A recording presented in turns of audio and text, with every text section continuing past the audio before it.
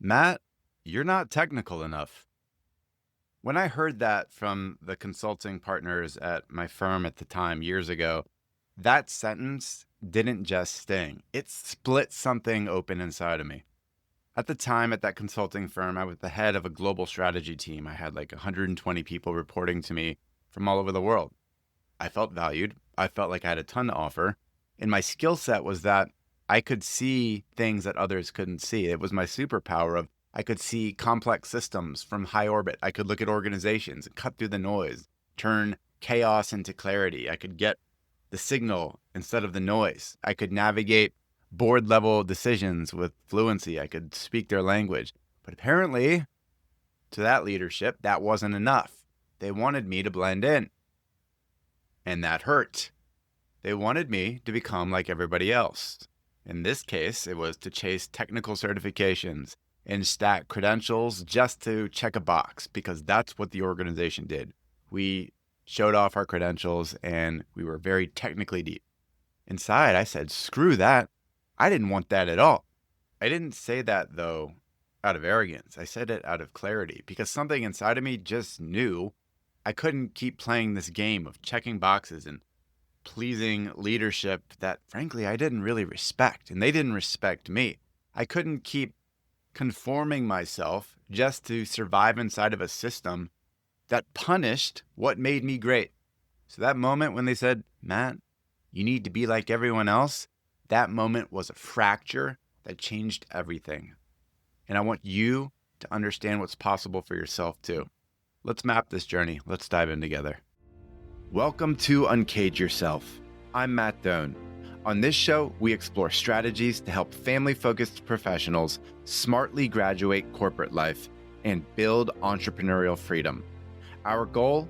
Maximize freedom, income, and impact. See MatthewDoan.com for more. Now, let's dive in. Now, when they told me, Matt, you need to become more technical, I felt this huge split between the person I was at work and who I was meant to be. There was this huge divide. We talk about it like the two selves gap, your inner self and your outer self.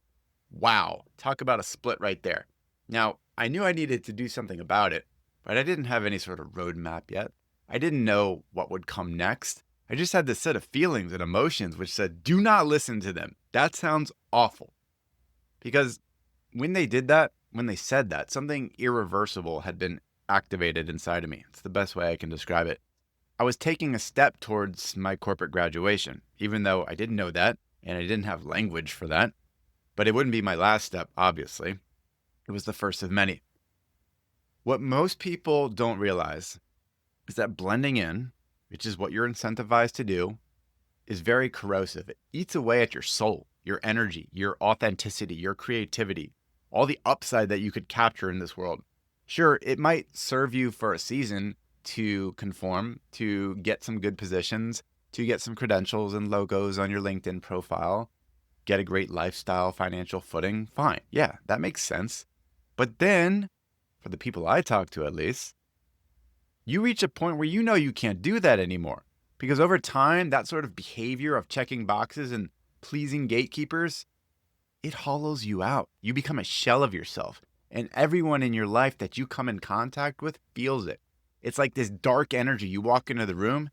I remember, like, I have 4 kids and my wife and, like, friends. They would be like, ooh, I don't like how he comes across. They wouldn't say it, but I could read it on their faces. I didn't like who I was in front of them. And trust me, if you feel that way, if you feel down about your work, it affects everything and everyone in your life. Do not lie about it. Don't say, oh, I can compartmentalize it. No, you cannot. Energy is like this force field that goes out and everyone reads it. So what I was feeling at that point was, oh, I cannot check their boxes. That feels awful. And this word came to mind. It was this idea of onlyness. Now, tracing it back over some time, I realized that I had read this book, The Power of Onlyness by Nilofer Merchant. And that spark, when they told me that, Matt, you need to be more technical, was like a spark that turned into a raging bonfire. I became obsessed with this idea of onlyness. No, you will not tell me what I'm great at, what I'm capable of. I'm not going to just conform anymore. The idea of onlyness is that you truly are one of one. You're the only person in the world with your exact DNA, your blend of lived experiences, scars, your values, quirks, your genius, your perspectives. No one else has that but you. And your onlyness is your leverage if you understand what it is and then use it. It's not something to hide or neutralize or be ashamed of, but to package, communicate, to amplify to the world. That is literally your differentiator. Onlyness isn't fluff. It's more than survival. It's truly what you use to flourish in this world, professionally and personally. Because if you don't own what makes you different, guess what? You're going to be forced to perform as someone you're not. And eventually, that performative work will break you, as it did me. I see it every single day. People are still maintaining this box checking mentality. Even when they leave corporate life, it's buried within them. So imagine you want out, or you're building something on the side of corporate to get out. And basically, you take your corporate job and you replicate it under your own name, under your own business, still operating the same way, pleasing clients in this way. Guess what? You haven't broken free at all. Technically, you might be independent, but honestly, on paper, when you look at it, you're still the same person, checking boxes, doing what they said to do, leading with your credentials. You got to do something way different than that. You don't ask, what will people buy? What will people know me for? No. There's this embracing of your onlyness that needs to take place, a discovery process. That's the game. That's the unlock. It's not about just taking what you've been doing and making it go under your own business. It's about digging deep and understanding what is it that only you can do.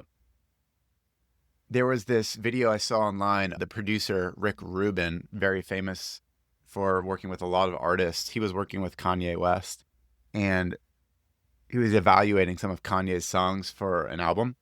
And he told Kanye, he goes, you know what? You can't put that song on the album. Kanye's like, why not, man? He's like, well, because that song looks like it could be done by a lot of other people. And if someone else can make that music, it does not belong on your album. He was saying, embrace your onlyness, Kanye. You've got a lot of unique quirks and qualities. You better make sure everything that you put into this world is based on that, your onlyness.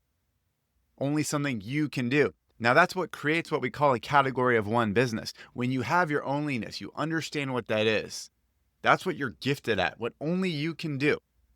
And then you match that up with who you're meant to serve in this world. It's its own process, obviously, to match that up between your onlyness and what you're meant to do.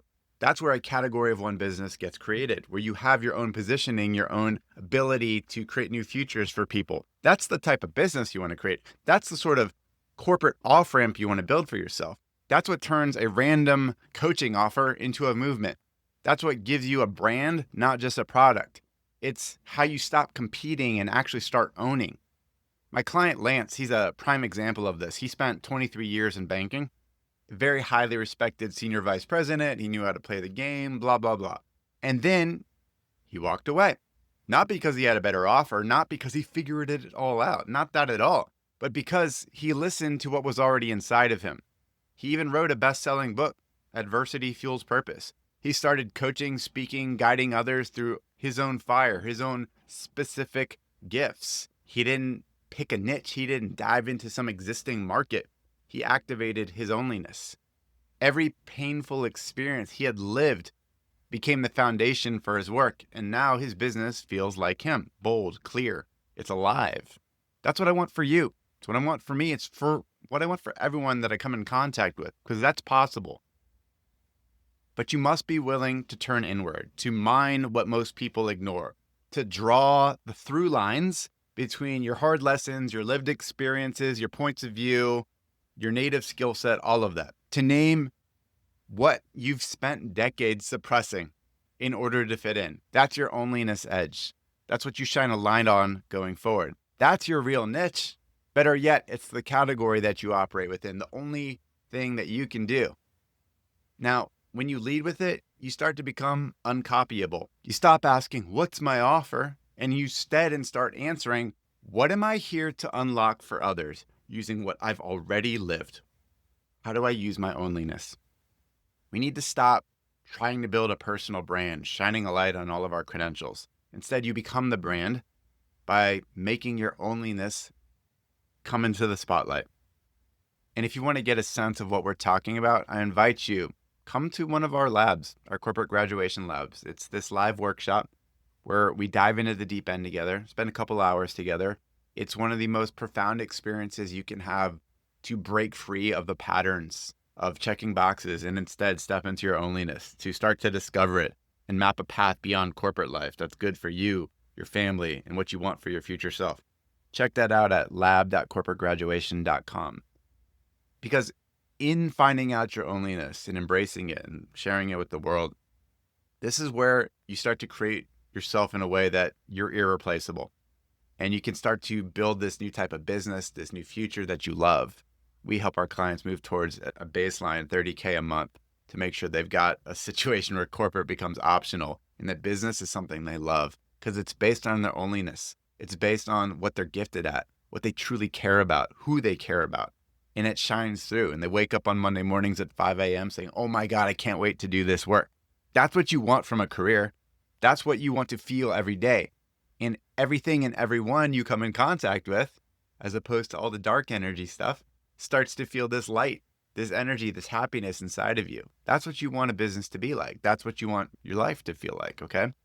So you want to make sure that you're making your way into this. And we got to stop mimicking what everyone else is doing and saying and checking boxes and getting credentials just because we are appeasing gatekeepers. The time for that is over. That had its place. Yes, I understand it was necessary for the foundational phase of your career and life, but that time is over. It's time to embrace your onlyness. It's your fuel. It's your freedom. It's your future. Time to own it. I'll see you out there. Thanks for listening to Uncage Yourself. Check out MatthewDoan.com to subscribe to the podcast and view our services and helpful resources. If you enjoy the show, please rate and review us on Apple Podcasts or wherever you're listening, or just tell a friend. Talk soon.